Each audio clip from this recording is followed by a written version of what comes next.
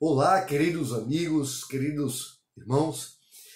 Um dia novo e nós temos a nova oportunidade de iniciá-lo com a palavra de Deus. Como é bom refletir, meditar nas mensagens poderosas e maravilhosas das Sagradas Escrituras.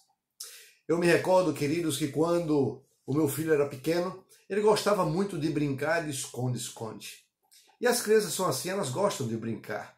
Mas o mais interessante é que quando ele ia se esconder, quando ia para debaixo da cama, deixava parte do pezinho do lado de fora.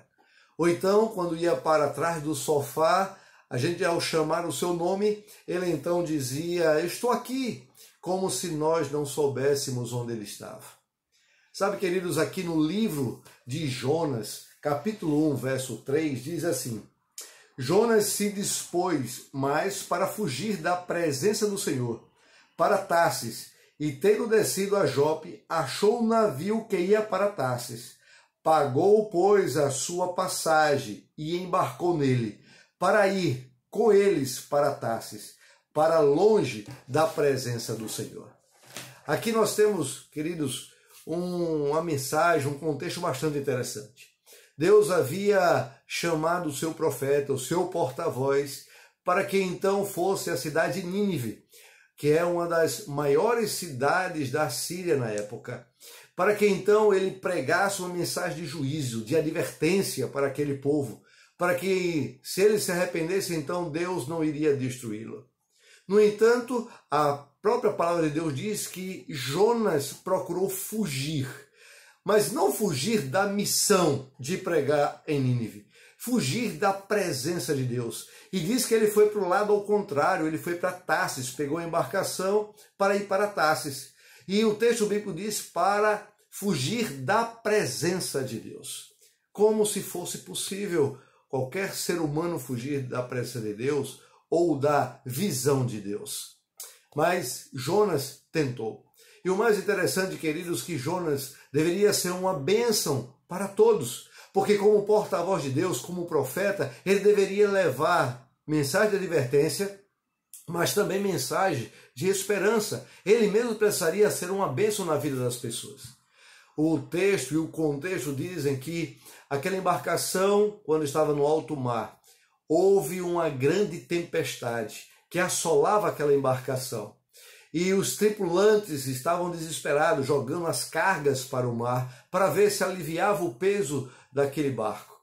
No entanto, Jonas estava ali no porão daquela embarcação, dormindo, como se nada tivesse acontecido. Aqui, queridos, vem uma lição bastante interessante. Quando nós nos dispomos a ser um homem ou uma mulher de Deus, além de levar bênçãos, nós precisamos nos importar com as assolações das tempestades que acontecem no mundo afora.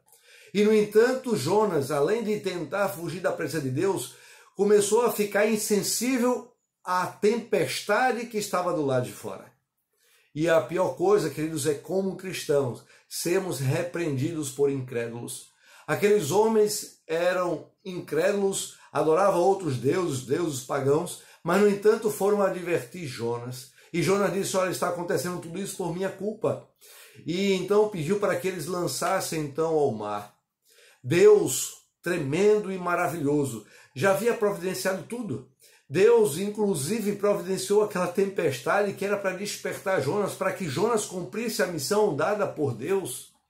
Porque Deus, queridos, fará de tudo, até mesmo ele usará os fenômenos naturais, a natureza, pessoas, qualquer coisa que estiver diante do Senhor para salvar a humanidade. Jonas então foi engolido por um grande peixe. E ao ir durante 3 dias e 3 noites, o peixe foi em direção a Nínive. E ali o peixe vomitou Jonas.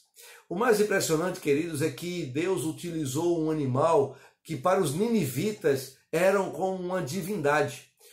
Peixe, o grande peixe, era como uma divindade. Então a mensagem que Jonas iria proferir será uma mensagem que, segundo a tradição dos ninivitas, era enviada pelos deuses que ele acreditava, porque o peixe era uma divindade.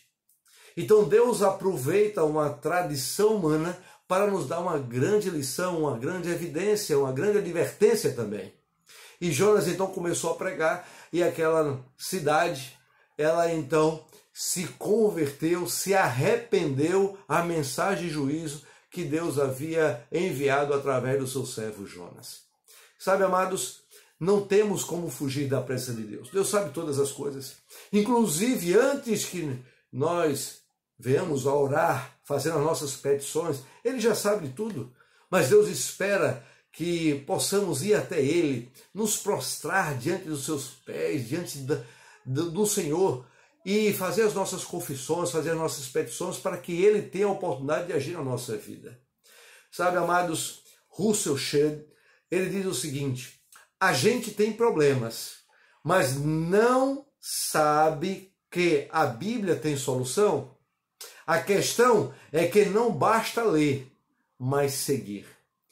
Muitos dos nossos problemas poderiam ser solucionados se nós estudássemos a Bíblia, a palavra de Deus.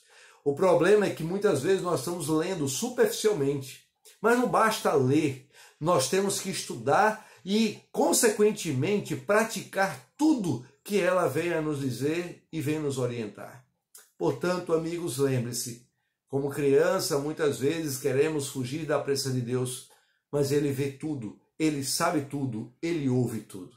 Que você, queridos, possam se entregar completamente ao Senhor e cumprir à risca tudo que Ele nos ordena. E uma das principais coisas que Deus nos ordena é que nós precisamos obedecê-lo, porque ao obedecê-lo, nós então faremos toda a sua vontade. Que Deus te abençoe e te guarde, que o Senhor faça resplandecer o seu rosto sobre cada um de você, que Deus se levante e vos dê a paz. Esse é o meu desejo e oração em nome de Jesus.